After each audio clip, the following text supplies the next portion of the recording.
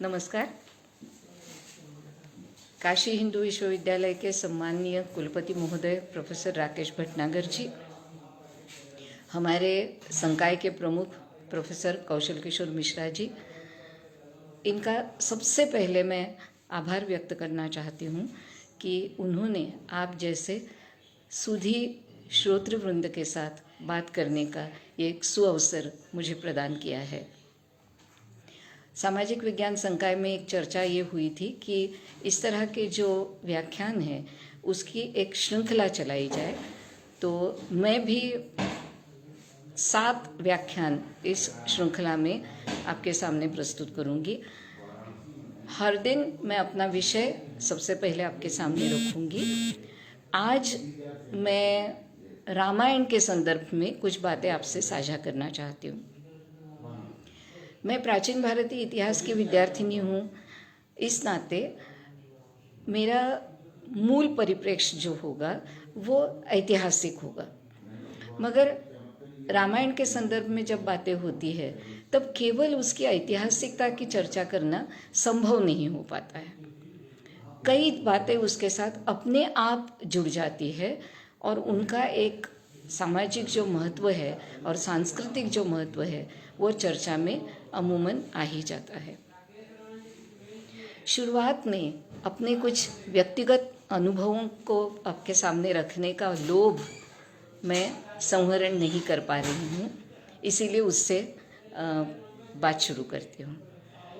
बचपन में कहा गया था कि श्री राम रक्षा स्तोत्र का पाठ हाथ में विभूति लेके अगर करें और फिर वो विभूति किसी बीमार व्यक्ति के माथे पे लगा दिया जाए तो उस व्यक्ति को स्वास्थ्य लाभ होने में मदद होती है। बचपन में एक बालिका के रूप में मैंने भी ये किया और हमारे परिवार के एक परिचित वृद्ध व्यक्ति के माथे पे मैंने उस तरह से विभूति लगाई। आज भी मैं इस प्रसंग को भूल नहीं पा रही हूँ कि जैसे उनको पता चला कि मैंने स्तोत्र पाठ करके राम रक्षा का स्तोत्र पाठ करके उनके माथे पे विभूति लगाई है, तो इतनी कृतज्ञता उनके चेहरे पे मुझे दिखाई दी। शनि शनि रामायण के साथ के अनुभव बढ़ते गए, विभिन्न प्रकार के रामायण के पाठ सुनने का मौका मिला। महाविद्यालयीन शिक्षा में साहित्य के इतिहास में रामायण का स्थान बहुत अच्छे अध्यापकों के द्वारा पढ़ने का अवसर प्राप्त हुआ और इसीलिए एक अत्यंत व्यापक रूप में रामायण को देखने का एक प्रयास मैं सतत करती रही हूँ और मुझे लगता है कि कभी भी ख़त्म नहीं होने वाला ये प्रयास है। वैश्विक स्तर पे रामायण को एक महाकाव्य के रूप में कैसे देखा जाता है, इसके बारे में हम थोड़ी सी चर्चा करेंगे।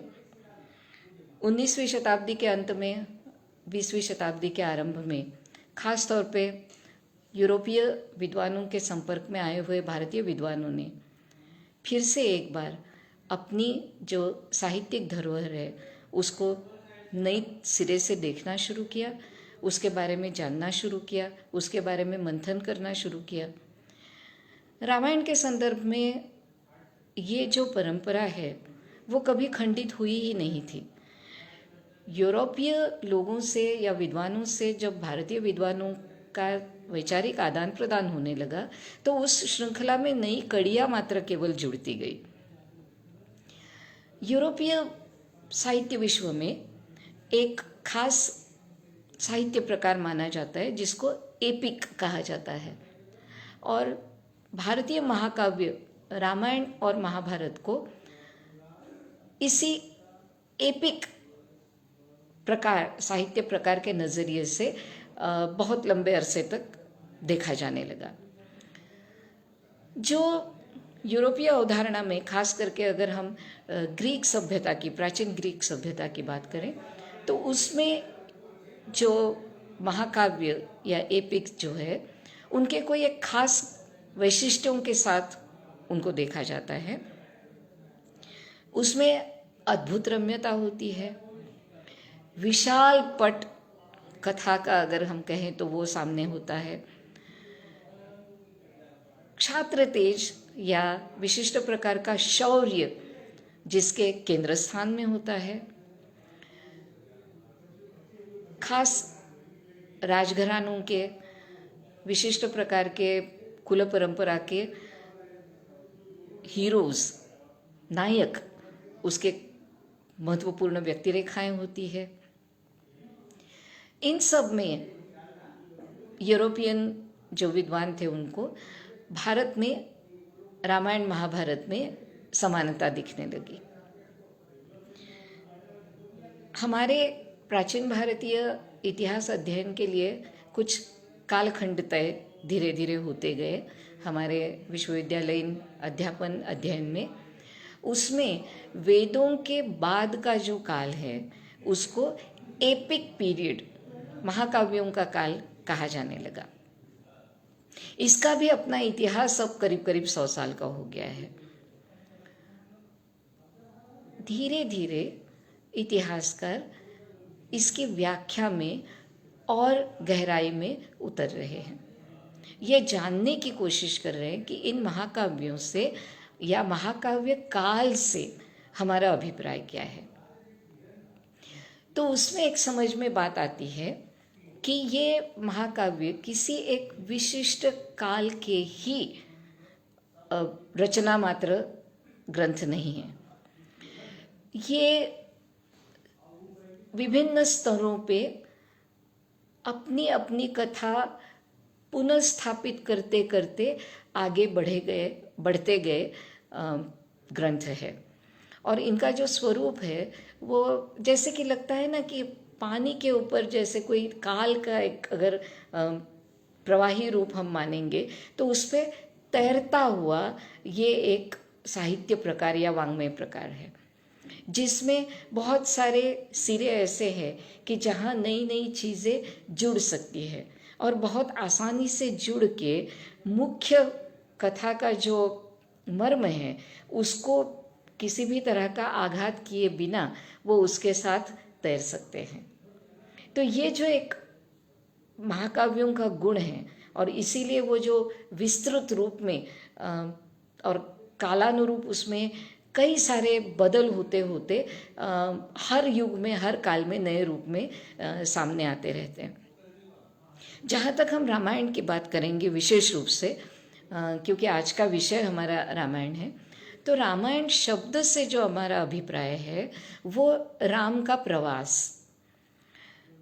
और तुरंत ये प्रवास क्या किसी एक भौगोलिक स्थान से दूसरे भौगोलिक स्थान तक जाने मात्र का है, या किसी एक व्यक्ति के जीवन का प्रवास है, या उस व्यक्ति और उस व्यक्ति के भौगोलिक प्रवास के साथ जिस तरह की संकल्पनाओं का प्रवास होता जा रहा है ये भी उसमें अभिप्रेत है, ये देखना पड़ेगा।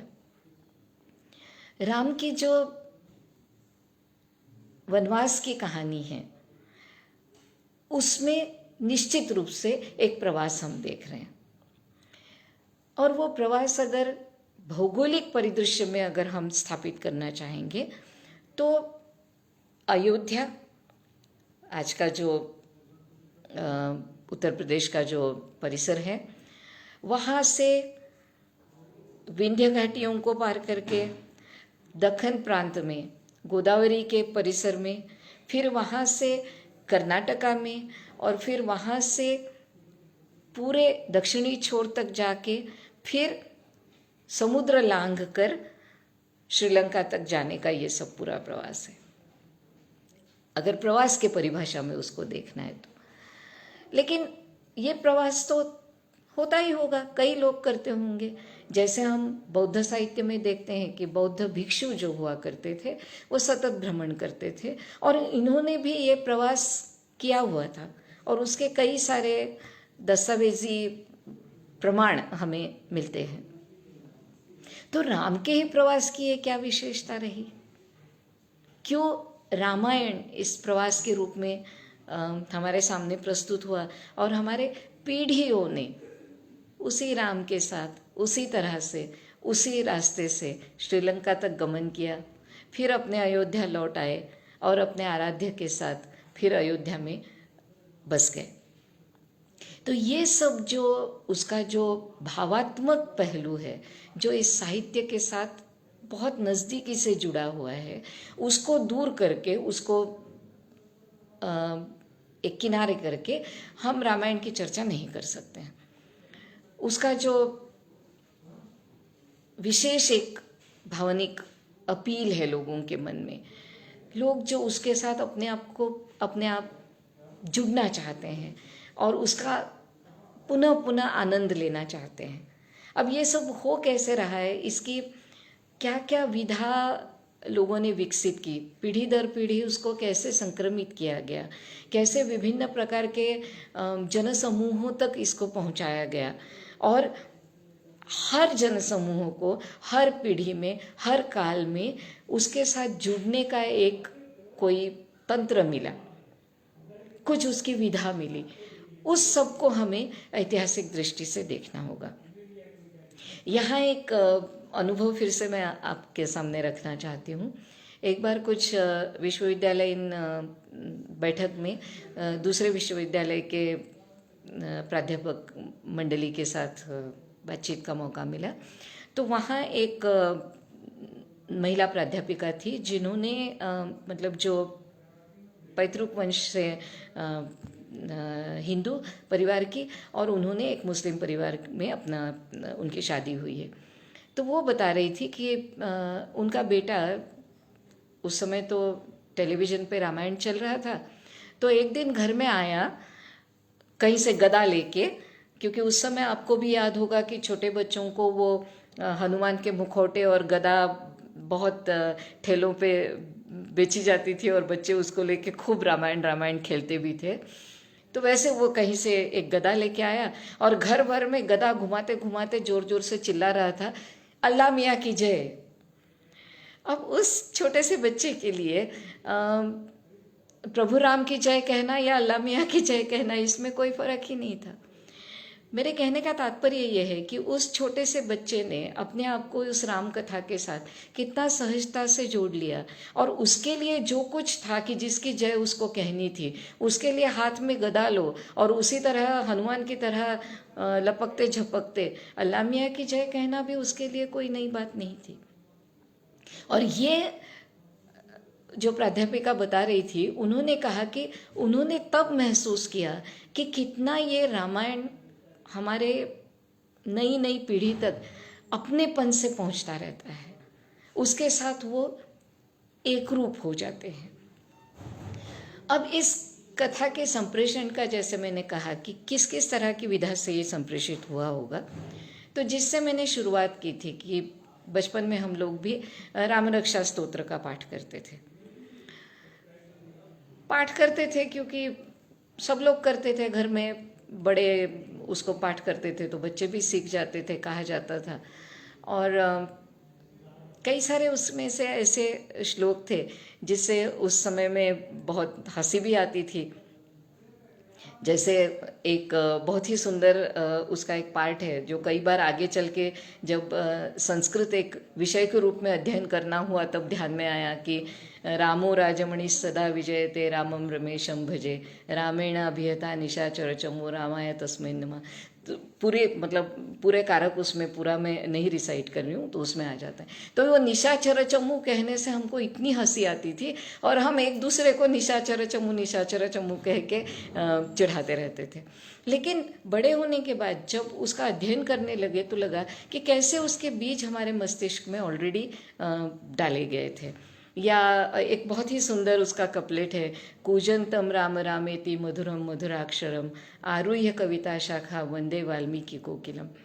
तो बाद में जब साहित्य के इतिहास का अध्ययन करने का मौका मिला तब ध्यान में आया कि वाल्मीकि को आदि कवि कहा जा रहा है और उसकी ये जो रचना है उसको एक अलौकिक कृति का दर्जा परंपरा ने दिया हुआ है। अब इसमें कई बार ये विवाद आते रहते हैं कि रामायण क्या वास्तव में आदि काव्य है? क्या रामायण के पहले कोई काव्य निर्मित नहीं हुई थी? क्या वाल्मीकि वास्तव में आदि कवि है? उनके पहले कोई कवि नहीं हुए थे? तो ये तो संभव ही नहीं है, क्योंकि जैसे किसी भी भाषा में अगर हम देखते हैं कि शब्द जो आता है वो धीरे धीरे धीरे अर्थ के प्रवाह लेते आता है। तो वाल्मीकि को अगर हम लोग कवि कह रहे हैं तो कवि शब्द से कुछ अभिप्राय संस्कृति ने ऑलरेडी स्थापित किया हुआ था।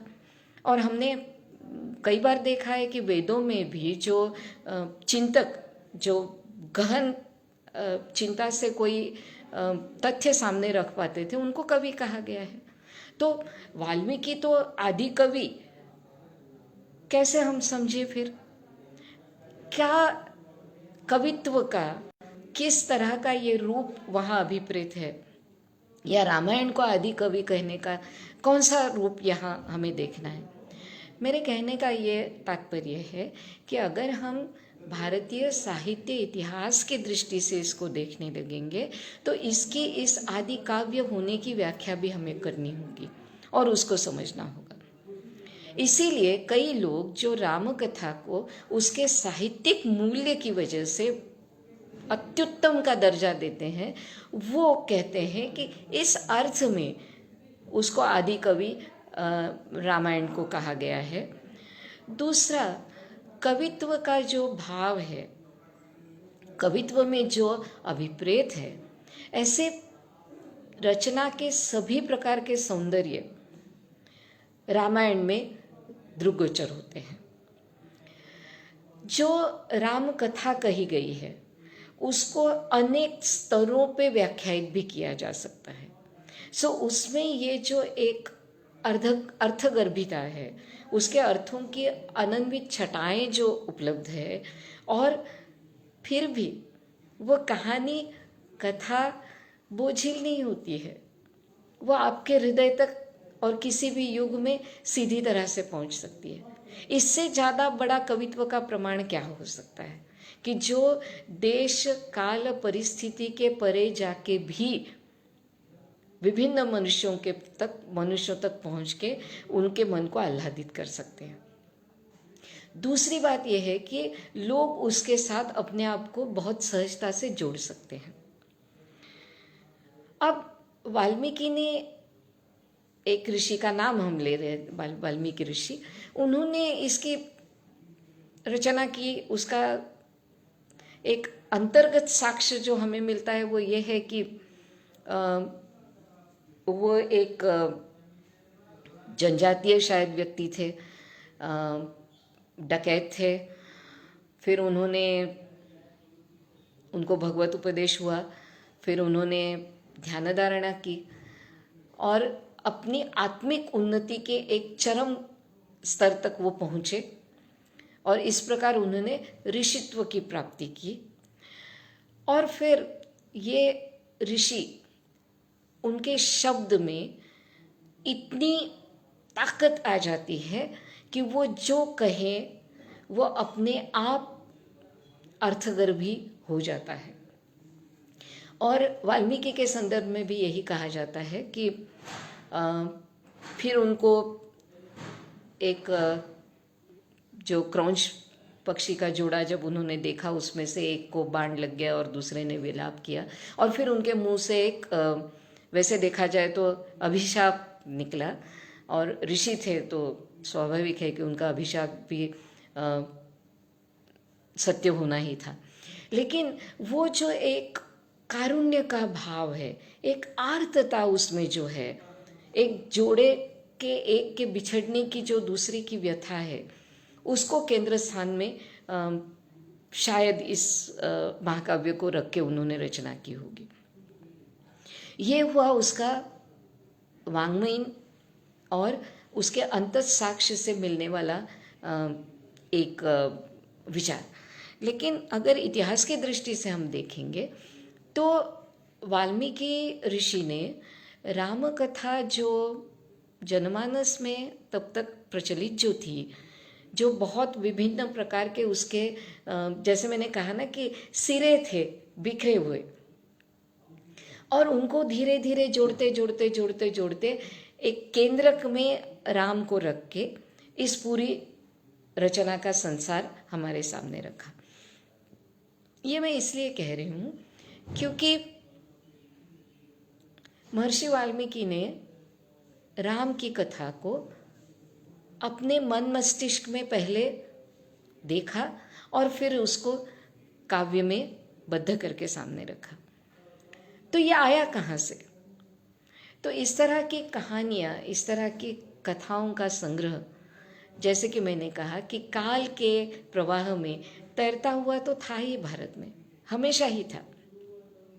जहाँ ऋषिमुनि थे, जहाँ सम्राट पद प्राप्त किए हुए शासक थे, जहाँ विभिन्न प्रकार के जनजातीय लोग थे, जहाँ साम्राज्य विस्तार की नीतियाँ थी, सेनाएं थी, राजधर्म थे, और इसके कुछ ना कुछ कहानी रूप में अनुभूतियाँ प्रस्तुत थी, लोगों में थी। उसको धीरे धीरे धीरे समेटने का काम परंपरा कर रही थी। और जैसे कहते हैं ना कि उसका मुकुट मणि अगर कोई बने तो वो महर्षि वाल्मीकि बने। ये मैं इसलिए कह रही हूँ कि अगर ये केवल महर्षि वाल्मीकि द्वारा रचित एक विशिष्ट बंदिस्त रचना होती तो उसके इतने विभिन्न प्रकार के रूप हमें देखने को ना मिलते, और हर रूप को अपनी विश्वासार्हता दिखाने का कोई ना कोई संदर्भ उनके सामने ना रहता। अगर हम बहुत ही एक्सट्रीम उसका उदाहरण देखना चाहेंगे तो हम जैन रामायण में देख सकते हैं। वो पौमचर्यु जैसे एक जैन रामायण के भी कई वर्जन्स हैं।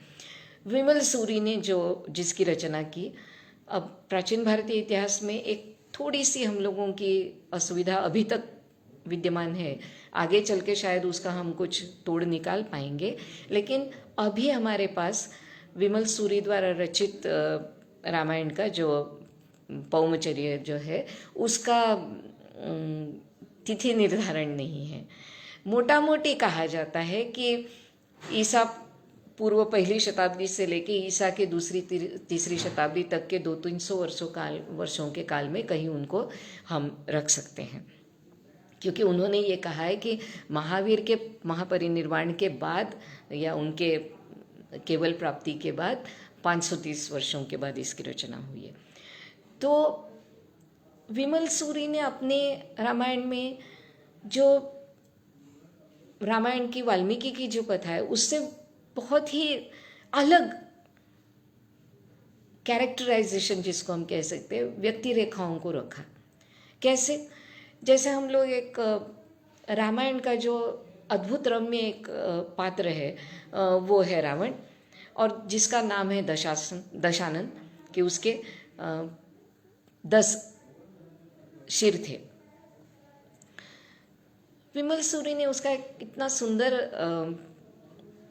जिसको हम कहेंगे ना कि वास्तविक धरातल पे उसको लाने का एक प्रयास किया, कि उन्होंने ये दिखाया कि बचपन में रावण को उसकी माताजी ने एक नवरत्नों का हार पहनाया था, और वो रत्न इतने पारदर्शी थे कि या स्फटिक रूप थे कि उनमें रावण के जो एक सिर है उसके रिफ्लेक्शंस, प्रतिबिंब आए थे।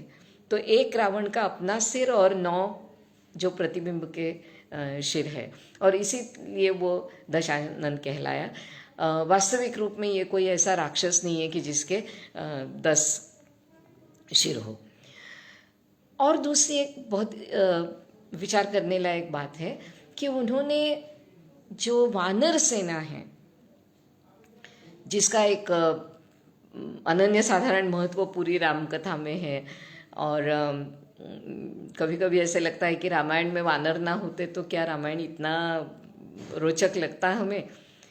मुझे याद है कि हम लोगों के मराठी साहित्य के पाठ्यक्रम में एक पाठ में बहुत सुंदर एक लाइन थी कि जो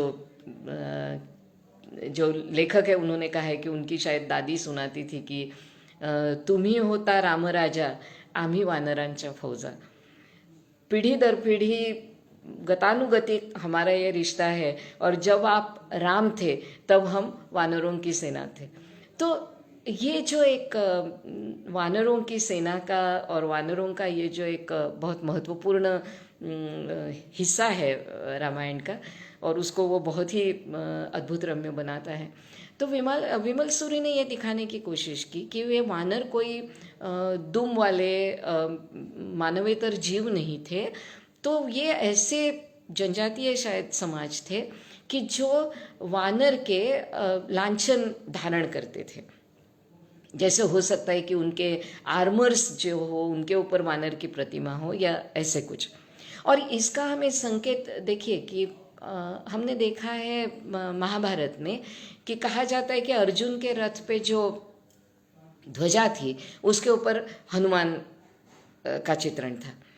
तो विमल सूरी का ये जो रामायण है, जिसने रामायण को एक वास्तविक मानवीय धरातल पे रखते हुए उसका पुनर्कथन किया है, लेकिन क्या इससे रामायण का महत्व कम हो गया?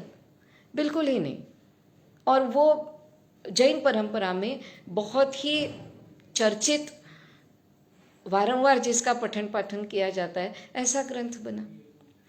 उस ग्रंथ ने राम को, रावण को, विभीषण को, कुंभकर्ण को, हालांकि हनुमान को भी, जैसे मैंने कहा कि वानर से लेके एक नर योनि में ला के रख दिया, उनके एक अलग ही चित्रण हमारे सामने प्रस्तुत किए। अब ऐसे करने के लिए विमल सूरी के पास दो स्रोत हो सकते हैं। एक खुद उनकी अपनी प्रतिभा, और इसलिए वाल्मीकि रामायण है और विमल सूरी का रामायण अपना रामायण है। क्या यह संभव है? नहीं संभव है। क्यों? क्योंकि राम के जो केंद्रीभूत जो भूमि रेखा या व्यक्ति रेखा राम की जो है, उसके जो आदर्श है, उसका जो एक मर्यादा पुरुषोत्तम होने का जो भाव है, वो विमल सूरी ने भी कायम रखा है। विमल सूरी के रामायण की और एक बहुत विचारणीय बात यह है कि सीता को भी उन्होंने बहुत मानवीय स्त्री रूपा माना, और वाल्मीकि रामायण के अंत में सीता, जैसे वो भूमि कन्या थी इसलिए भूमिगत हो जाती है, विमल सूरी के रामायण में सीता जो है वो जैन साध्वी बनती है। एक मैसेज उसका जो है वो बहुत ही लाउड एंड क्लियर, जिसको हम कहेंगे कि वो पूरे सीधा सामने रखा गया है कि ये एक अपने आत्मिक उन्नति का मार्ग चुनने वाले लोग थे, और उन्होंने अपना जीवन का जो अवतार कार्य है वो पूर्ण होने के बाद अपना केवल, जिसको हम जैन परंपरा में कहते हैं मोक्ष, वो पाने की कामना की और उस तरफ वो अग्रसर हुए।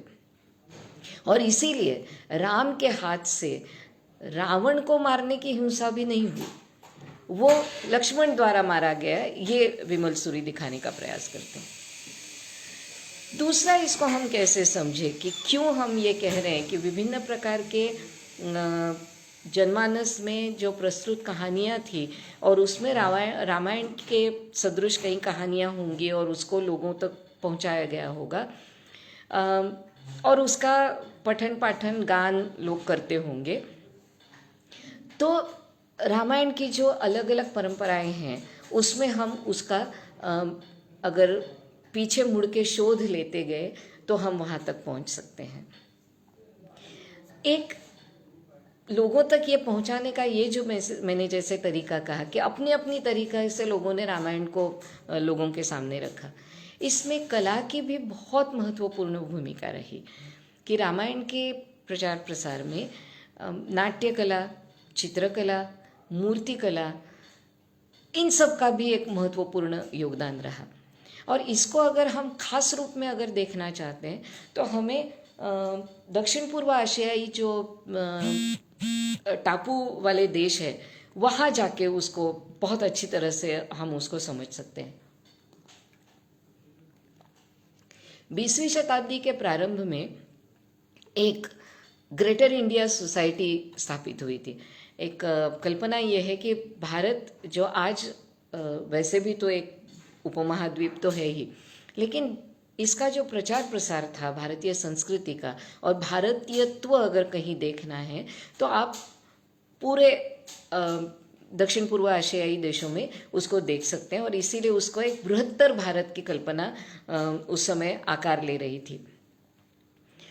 तो लोगों ने सोचा कि वहाँ जाके, दक्षिण पूर्व एशियाई देशों में जाके, ये जो भारतीय संस्कृति के जो मूल्य है और जो खास उपलब्धियां हैं वो वहाँ जो प्रचारित प्रसारित हुई है उनका हम अध्ययन करेंगे।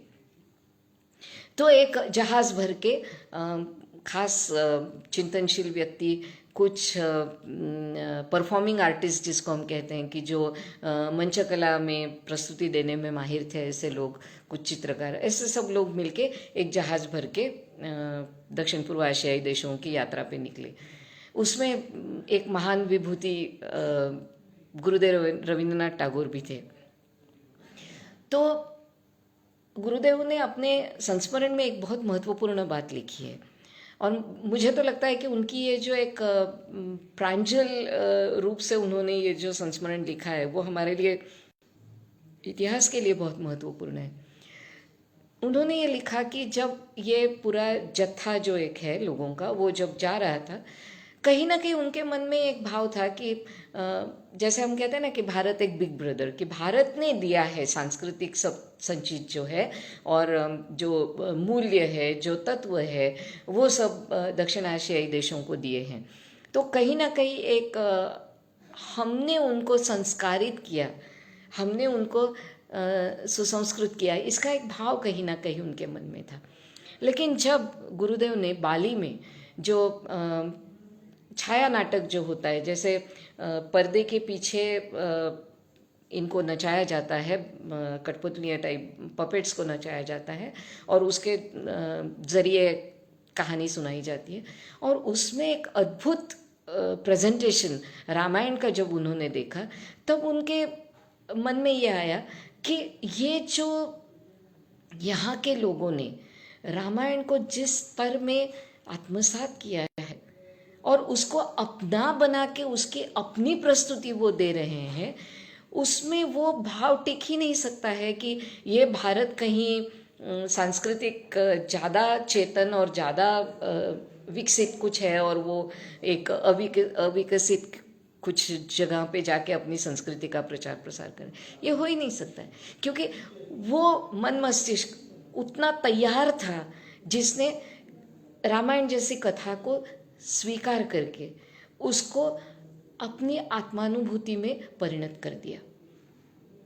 तो रामायण का ये जो विभिन्न भारत के भागों में प्रचार प्रसार जो है, या दक्षिण एशियाई देशों में जो प्रचार प्रसार है, उसमें ये देखना पड़ेगा कि कैसे कैसे स्थानीय विभिन्न संस्कृतियों के साथ ये कथा जुड़ने का क्या क्या जैसे हम कहते हैं पॉसिबिलिटीज, संभावनाएं क्या थी, और कैसे कैसे ये जुड़ते गए। ये जो महाकाव्यों का अध्ययन है उसके बारे में कुछ कुछ महत्वपूर्ण जो उसका जो सैद्धांतिक पक्ष है, उसमें लोगों ने कई प्रश्न खड़े किए हैं कि क्या इन भारत के जो ये महाकाव्य है, और अभी हम अगर रामायण की बात कर रहे हैं, तो इसको मिथकीय अवधारणाओं से अलग किया जा सकता है? क्या इनको हम कोट अनकोट सेक्युलर, मतलब धर्मेतर, धार्मिक वाङ्मय नहीं, धार्मिक साहित्य नहीं, धर्मेतर काव्य साहित्य के रूप में केवल देख सकते हैं? क्या ये संभव है? क्या इसमें से जो दैवी संकेतों का, अद्भुत घटनाओं का, जिसको हम मैजिक कह सकते हैं, किस प्रकार के ये जो जादुई कुछ परिदृश्य हैं, उनको अगर दूर करेंगे तो क्या हमें कोई सामान्य धर्मेतर कुछ केवल सांस्कृतिक चेतना को दिखाने वाली कोई कहानी हमारे हाथ में आ सकती है? और हर बार लोगों ने कहा है कि इन सब प्रश्नों के कोई हाँ या ना में उत्तर देना संभव ही नहीं है, क्योंकि स्तर है, उसके जो उत्तर आएंगे वो विभिन्न स्तरों में आपको कुछ ना कुछ बताते जाएंगे। और इसीलिए इसको मेथोडोलॉजिकली अगर हम देखेंगे, अगर उसके जानने की विधि को देखेंगे, तो इस तरह से लोगों ने फिर देखने का प्रयास करना शुरू किया कि इसका जो सामाजिक आशय है वो हमें किस किस तरह के निर्णयों तक ले जा सकता है, इसके जो धार्मिक आशय है वो हमें किस किस प्रकार की धार्मिक चेतना का आभास दे सकते हैं, इसके जो सांस्कृतिक पक्ष है वो संस्कृति के कुछ मूल्य व्यवस्था हमारे सामने जो रख रहे हैं वो क्या है, या अगर उसके एक कलात्मक पक्ष जिसको हम कह सकते हैं, एस्थेटिक वैल्यूज़ की जो है वो हमें क्या एस्थेटिक्स की एक परंपरा जो है, सौंदर्य शास्त्र की, सौंदर्य मीमांसा की जो परंपरा है उसमें कहाँ कहाँ हम उसको रख सकते हैं, इसको देख सकते हैं। दूसरी बात यह है कि अगर इसके रचयिता विभिन्न हैं तो उन विभिन्न रचयिताओं की उसको रचना करने के पीछे की प्रेरणा भी अलग अलग होगी। तो उसके अनुसार हम उस काल की क्या व्याख्या कर सकते हैं। जैसे अगर हम ये कह रहे हैं कि ईसा पूर्व पहली शताब्दी से लेके ईसा पूर्व दूसरी तीसरी शताब्दी तक ये हुआ कि जैनों ने मतलब विमल सूरी ने एक जैन रामायण की रचना की, या परवर्ती समय में हम लोग देखेंगे कि रामकथा पे आधारित जो नाटकों की रचना हुई या उसके आधारित और कोई ग्रंथों की रचना हुई, या अगर हम सुदूर जब दक्षिण पूर्व एशियाई देशों की बात करते तो जैसे 18वीं शताब्दी में फिर से रामायण की रचना थाईलैंड में जब वो सियाम देश में की गई, या अगर हम बीच में हमारे यहाँ के मध्यकाल में देखेंगे कि कहा जाता है कि सम्राट, कहा जाता है मतलब उसका ऐतिहासिक प्रमाण है कि सम्राट अकबर ने एक तो रामायण के फारसी अनुवाद के मतलब उनके दरबार में हुए उसके अनुवाद, और वो फारसी अनुवाद करने की भी क्या हिस्ट्री है वो भी हमारे पास उपलब्ध है कि हम देखते हैं कि पहले उसको स्थानीय भाषाओं के माध्यम से, संस्कृत से लेके स्थानीय भाषाओं के माध्यम से जो फारसी जानने वाले थे उनको समझाया गया, और फिर उन्होंने उसका फारसी अनुवाद प्रस्तुत किया, और उसके आधार पे फिर अकबर ने चित्रकारी भी करवाई। और वो जो ये हम लोग बहुत ज़्यादा लकी नहीं है कि सभी चित्र हम तक नहीं शायद पहुंच पाए हैं, क्योंकि ये निश्चित रूप से सीरीज ऑफ पिक्चर्स, मिनिएचर्स की अन्य पेंटिंग्स बनाई गई होंगी, लेकिन कुछ तो जो उपलब्ध है उससे भी हम लोग पता कर सकते हैं कि किस किस तरह से उसको अकबर के समय में दृक् प्रत्यय से कोई एक उसका जो विजुअल इम्पैक्ट से व्याख्यायित ही तो किया जा रहा था और उसको समझा जा रहा था। और उसी समय मोटा मोटी अगर हम देखेंगे कि यहाँ जैसे मैं जहाँ बैठी हूँ, हमारे काशी में गोस्वामी तुलसीदास जी रामचरितमानस की रचना कर रहे थे। तो ये जो विभिन्न प्रकार के प्रेरणा स्रोत जो हमें खोजने होंगे, जिसके अनुसार ये रामायण की कथा पुनः पुनः कही गई, उसके संदर्भ में महाकाव्यों का अध्ययन करने वाले लोग ये कह रहे हैं कि हर युग का एक जो युग धर्म होता है वो लोगों में प्रसारित करने के लिए इन महाकाव्यों को माध्यम बनाया गया, और रामकथा के माध्यम से विशिष्ट प्रकार की जो एक वैल्यू सिस्टम है, जो हमारी मूल्य व्यवस्था है, उसको लोगों तक पहुंचाने का और उनके मन मस्तिष्क में उसके इम्प्रिंट्स बनाने का काम इन कथाकारों ने, जो लोग ये जनसामान्य तक पहुंचा रहे थे, चाहे अपने कथा के माध्यम से, चाहे अपने मंचकला के माध्यम से, चाहे अपने चित्रकारी से या शिल्पकला से, वो ये पहुंचाने का काम कर रहे थे। और इनके पीछे उनको समर्थन देने वाले जो थे वो कभी राजसत्ता है और कभी धर्म संस्था भी है। अगर हम एक 17वीं शताब्दी के महाराष्ट्र की बात करें तो गुरु रामदास की जो परंपरा है उसमें हम देख सकते हैं कि उन्होंने ये रामकथा के माध्यम से तत्कालीन समाज की जो कुछ व्यथाएं थी, कुछ उनकी एंजाइटीज़ थी, the challenges that this people were facing, कि जिस तरह के एक उनके सामने जो चुनौतियाँ थी उसको मात देने के लिए या उनका सामना करने का साहस जुटाने के लिए इस राम कथा को अपनी तरीके से लोगों के सामने रखा और उसके पंथ बनाए और उसका भरपूर प्रचार प्रसार किया। तो मध्ययुगीन काल में 17वीं शताब्दी में महाराष्ट्र में ये होते हुए हम देख रहे हैं, उत्तर प्रदेश के इस भूमि में हम होते हुए देख रहे हैं, कहीं आगरा के परिसर में अकबर के माध्यम से होते हुए देख रहे हैं। तो ये हर समय में एक विशिष्ट प्रकार की कुछ एक मूल्य व्यवस्था जो है वो लोगों तक पहुंचाने का एक माध्यम बनाया गया और इसीलिए उसका जो वैविध्य है उसको बहुत बारीकी से जानने की ज़रूरत है।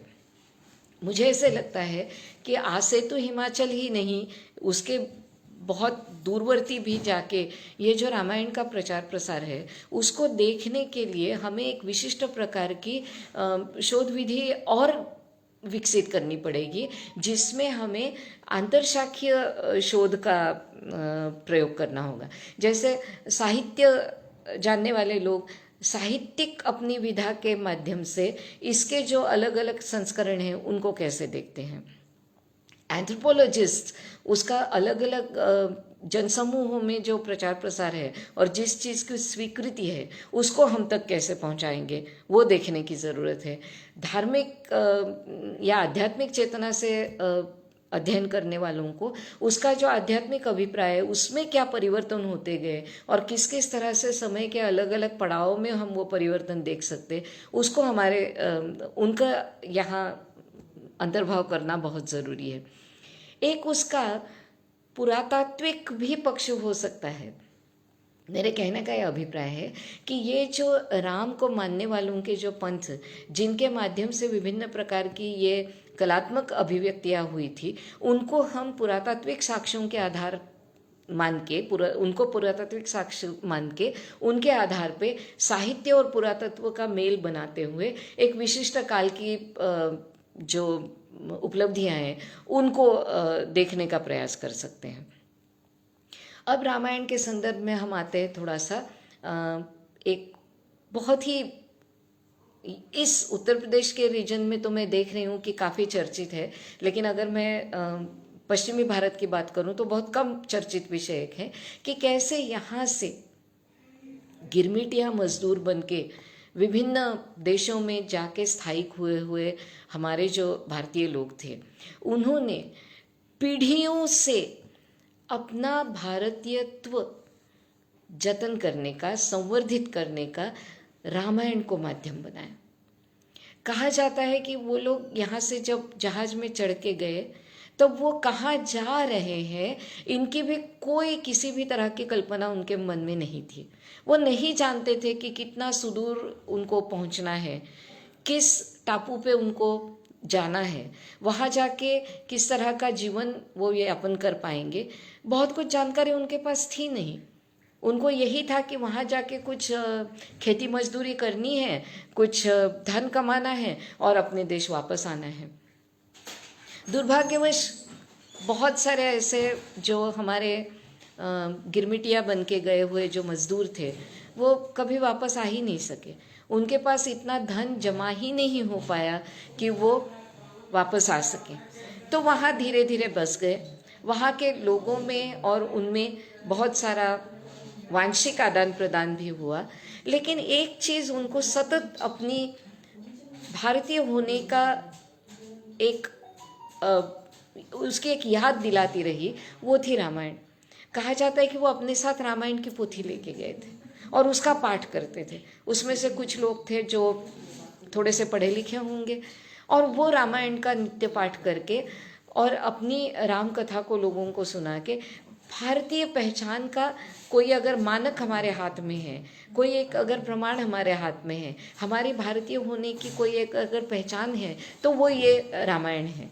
और इसीलिए उन्होंने रामायण को खूब अपने सीने से लगा के रखा और अपनी पीढ़ियों तो वह आगे देते रहे। और इसके माध्यम से दूरवर्ती प्रदेश में जहाँ जहाँ भारतीय, जैसे मॉरिशस का तो बहुत ही अच्छा उदाहरण हमारे पास है, लेकिन फिजी आइलैंड्स में जाके या ट्रिनिडाद में जाके या टोबैगो में जाके कई जगह में जो जहाँ भारतीय गए, वहाँ वहाँ उन्होंने उस रामायण को अपने, जैसे कि मैंने कहा कि जीवन प्रणाली का एक हिस्सा बना के रखा। अब इसका फायदा और एक रूप में कैसे हुआ उनको, कि जिस प्रकार की बहुत ही चुनौती भरी एक चुनौती भरा जीवन उनके सामने आ रहा था, उनका सामना करने के लिए एक ताकत उनको उससे मिलती रही। क्यों? क्योंकि ताकत जो होती है वो अपनी समूह शक्ति में होती है। ताकत जो होती है वो अपने जैसे और लोग हैं, that we can hold our hands together, and ये टुगेदरनेस, एक साथ होने की जो भावना है, उसको सतत पुष्ट करता गया ये रामायण। और इसीलिए आज भी हम अगर देखेंगे तो बड़ी मज़ेदार बात हमें उन समूहों में देखने को मिलती है कि वहाँ की कुछ मजबूरियों के कारण उनको धर्म परिवर्तन करना पड़ा, या एक पीढ़ी ने नहीं किया लेकिन दूसरी पीढ़ी में, अगली पीढ़ी में क्रिश्चियन उनको होना पड़ा। क्यों? क्योंकि उनको अगर शालेय शिक्षा में प्रवेश करना है तो उनके सामने ये शर्त रखी गई थी कि अगर वो क्रिश्चियन हो जाएंगे तो अपना अध्ययन कर सकते हैं और अपनी प्रगति का मार्ग प्रशस्त कर सकते हैं। तो इसीलिए कुछ मजबूरी में अगली अगली पीढ़ियाँ क्रिश्चियन धर्म का स्वीकार करते हुए नजर आती है, और फिर उनका वहाँ के स्थानीय क्रिश्चियन लोगों के साथ पारिवारिक संबंध भी बनते गए उनके। लेकिन एक मज़ेदार बात कि उन्होंने अपने नामों में राम रखा। मतलब वहाँ किसी व्यक्ति का नाम राम डेविड मिलना हमारे लिए कोई बड़ी आश्चर्य की बात नहीं होगी, या राम फिलिप कोई होना, ये कोई आश्चर्य की बात नहीं है। और इसी तरह से राम के अन्य जो किरदार है, उनके नाम भी उनकी स्मृति में हमेशा के लिए रह गए और उनकी पहचान के साथ जुड़ गए। आज जब वो लोग भारत के साथ हमारे जो रूट्स जिसको हम कहते हैं ना, कि हमारा मूल जो है उसके खोजने के प्रयास में भारत आते हैं, कई उनमें से लोग भारत आते हैं, और ख़ास तौर पे ये उत्तर प्रदेश बिहार के इलाके से, पूर्वांचल के इलाके से बहुतायत ये गिरमिटिया मजदूरों का पलायन यहाँ से हुआ था, या उनको ले गए थे विभिन्न प्रकार के उपनिवेशों में। तो वो ये रामायण उन्होंने कैसे वहाँ जतन किया, उसको कैसे अपनी पीढ़ी दर पीढ़ी पहुँचाया, इसकी कहानियाँ बताते हैं। और वो रिलेट करना चाहते हैं आज के भारतीयों के साथ भी, उस माध्यम से जो उनका रामायण उनको अपनी भारतीयत्व की पहचान दे सकते हैं। कभी कभी वो थोड़े से मायूस भी हो जाते, क्योंकि जिस भारत की कल्पना उन्होंने इस रामायण के आधार पे और रामायण की कथा कहने वाले उनके बुजुर्गों के और उनके स्मृतियों से जो की हुई थी, उससे उनको आज का भारत अलग लगता है। लेकिन फिर भी वो एक को धागा जोड़ने का कोशिश करते हैं, और ये कोशिश जो उनकी है उसके कहीं ना कहीं मूल में, उसके आधार में हम इस रामायण को देखते हैं। और इसीलिए ये बड़े हमारे लिए एक शोध का एक नया आयाम आजकल ऐतिहासिक शोध में है कि ये रामायण इन गिरमिटियों के माध्यम से अलग अलग जो देशों में गया, प्रवसन के माध्यम से वहाँ तक पहुँचा है, वहाँ उसकी पुनर्निर्मिति कैसी हुई, वहाँ की कहानियों के साथ क्या उसको जोड़ा गया। एक और महत्वपूर्ण उसका एक पक्ष जो है वो है सामाजिक समरसता निर्माण करने का एक सेतु के रूप में, एक माध्यम के रूप में कैसे रामायण को हम देख रहे हैं। तो गिरमिटिया समाज जो था वो एक जाति का और एक धर्म का नहीं था, लेकिन एक ऐसे समाज का हिस्सा उनको बनना पड़ा कि वो सबको एक कॉमन आइडेंटिटी, एक सबकी एक ही मिली जुली पहचान थी कि वो गिरमिटिया मजदूर थे। थोड़ा सा कुछ शायद लोग नहीं जानते होंगे, अधिकतर तो लोग जानते होंगे कि गिरमिटिया शब्द जो आया है वो एग्रीमेंट से आया है। यहाँ से जो लेबर माइग्रेशन हो रहा था, लेबर को लिया जा रहा था, श्रमिकों को यहाँ से उनका प्रवासन कराया जा रहा था, उनके साथ एक एग्रीमेंट साइन किया जाता था कि इस टर्म्स एंड कंडीशंस पे आपको वहाँ देशों में लिया जा रहा है। तो वो एग्रीमेंट का एक करप्ट रूप होके वो गिरमिटिया हो गए, और वो एग्रीमेंट से आए हुए जो मजदूर थे वो गिरमिटिया मजदूर थे। बहरहाल, तो वो एक केवल जाति के, एक धर्म के नहीं थे। तो उन्होंने आपस में जब एक, जैसे मैंने कहा कि एक कॉमन पहचान जब उनकी बनती गई और रामायण के माध्यम से भी वो जुड़े, तब ये बहुत आसानी से, या शायद आसानी से कहीं नहीं हो, अब आज जो हमें पीछे मुड़ के लोग बताते हैं वो कहते हैं कि ये आसानी से हुआ, नहीं भी हुआ होगा कभी, कि वो जुड़ते गए, जिसमें जात और धर्म के बंधन बहुत आसानी से टूटते गए। ये उनकी स्मृति है। वास्तविक ये कैसे हुआ? क्या इस्लाम को मानने वालों ने रामायण को उतनी ही प्रभावशाली रूप से अपनाया और उससे अपनी पहचान जोड़ी कि नहीं जोड़ी? क्या जाति के बंधन रामायण से टूटे कि नहीं टूटे? और आगे चल के आज एक अध्ययन का एक नया विषय जो सामने बारंबार आ रहा है, वो है स्त्रियों के इतिहास का। तो वहाँ की स्त्रियाँ भी इसके साथ क्या कहाँ तक जुड़ सकती है, उसकी जो मूल्य व्यवस्था थी उसमें क्या पुरुष प्रधानता हमें दिखती है, क्या सीता उनका उस तरह का आदर्श बन सकती थी कि नहीं बन सकती थी? ये सब अब अध्ययन के नए विषय हमारे सामने। गिरमिटिया, उन्होंने किया हुआ रामायण का अध्ययन, या अध्ययन तो दूर की बात, कम से कम उसको संरक्षित किया और पीढ़ी दर पीढ़ी उसका संप्रेषण भी किया, उसके चश्मे के तहत हमको देखने का ये एक विषय हो सकता है।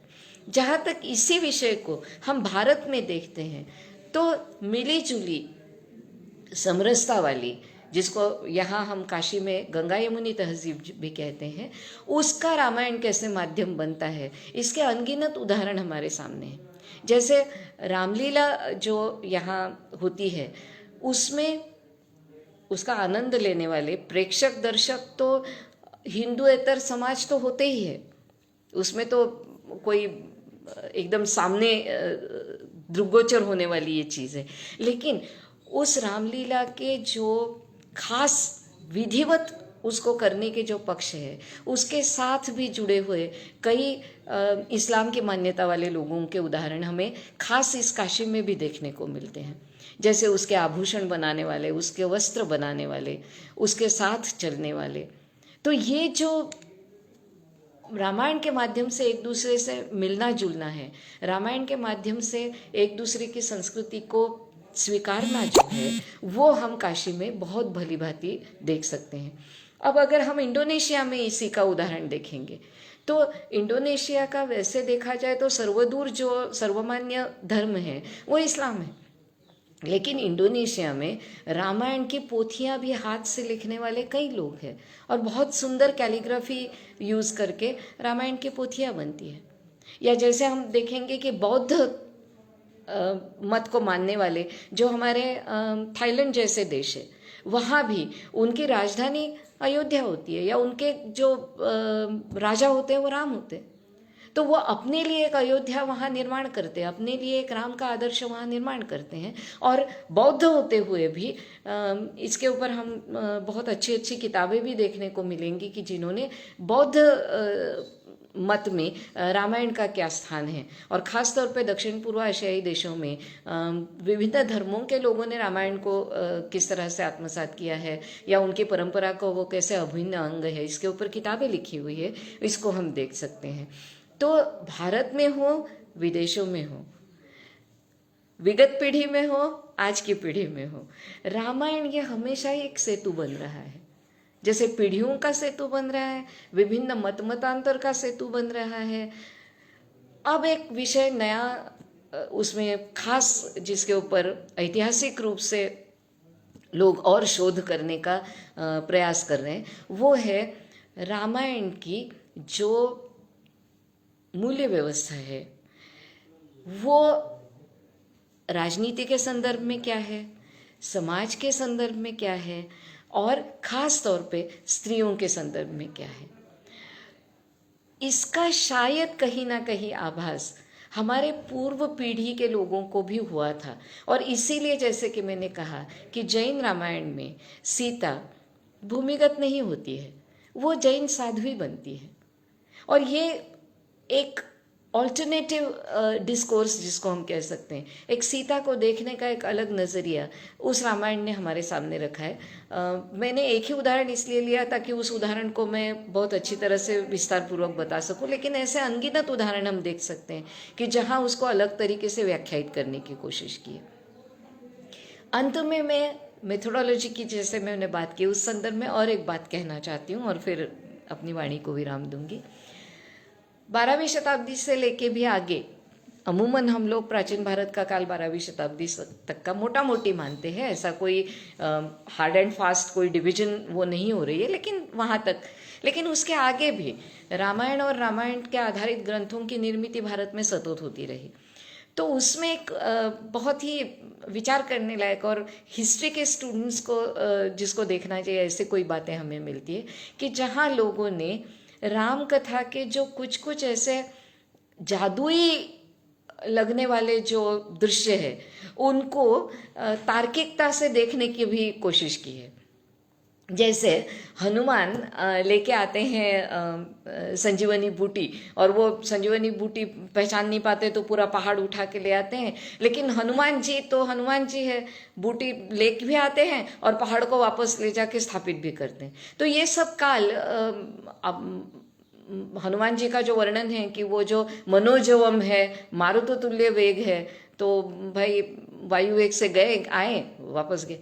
लेकिन परवर्ती समय में उसके भाष्य और टीका लिखने वाले लोगों ने उस समय को भी जानने की कोशिश की, उसको काल तिथि के साथ निर्दिष्ट करने की कोशिश की, उसका प्रयास किया। और ये संजीवनी बूटी से क्या हो रहा था, क्या केवल लक्ष्मण की ही मूर्छा उससे वो बाहर आए या बाकी जो वानर सेना थी उसको भी उसका लाभ हुआ? फिर ये जो बूटी कैसी थी, क्या थी? फिर राक्षस भी तो वहाँ मरे पड़े थे, तो वो कैसे जीवित नहीं हुए? इस तरह के बहुत तार्किक प्रश्न भी उन्होंने उपस्थित किए हैं और अपनी तरह से उसका उत्तर भी देने की कोशिश की है। तो अंत में मैं एक ही कहूँगी कि ये अनंत काल तक चलने वाली प्रक्रिया हो सकती है, और यही उसका जो, अगर हम कहेंगे कि सार अगर कुछ है इस रामायण अध्ययन का, तो वही है कि ये अविरत चलने वाली एक प्रक्रिया को जन्म देने वाला एक महान ग्रंथ भारत में निर्माण हो गया। हमें ये जानने का शायद मौका कभी नहीं मिलेगा अपने जीवन काल में कि ये निश्चित कब आकार में आया, लेकिन आज भी हमारे मन के ऊपर उसका राज्य जो है वो अबाधित है। इसी के साथ मैं पुनः एक बार सबको धन्यवाद देती हूँ और आज का वक्तव्य यहाँ समाप्त करती हूँ। नमस्कार।